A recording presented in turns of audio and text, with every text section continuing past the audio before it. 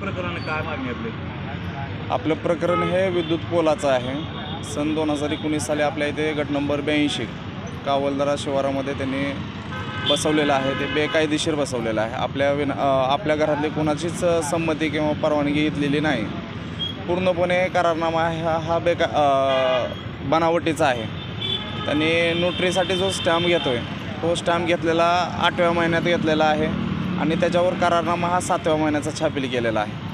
त्याच्यामध्ये करारनामा घेताना जे शपथपत्र आपला स्टॅम्प जो असतो तो स्टॅम्प घेताना त्याच्यावर एक साध्या अक्षरात म्हणजे त्याच्यावर पेयाथिमुतू म्हणून असं नाव लिहिलेलं आहे आणि परवानगीधारक ज्या ठिकाणी सही करतो त्या ठिकाणी त्यांनी सही केलेली आहे आणि 2019मध्ये करारनामा झालेला असून त्याला 2020चा 7/12 जोडलेला आहे आणि 20चा 7/12 जोडताना त्याच्यामध्ये तलाठी साहेबाचे हस्तांतरित 7/12 घेतलेला आहे.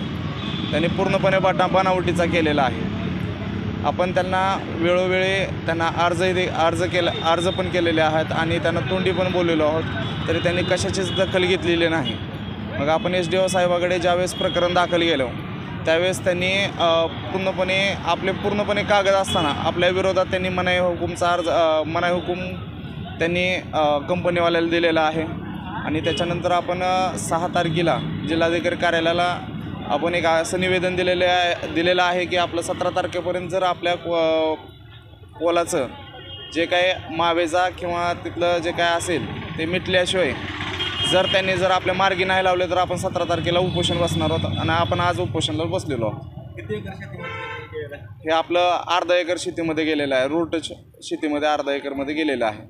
त्याच्यामध्ये 3 पोल आणि 9 स्टे असं त्यांचं बाधित क्षेत्र गेलेलं आहे. त्याच्याखाली नाव काय आपलं? माझं नाव अरुण राजेंद्र पवार आहे.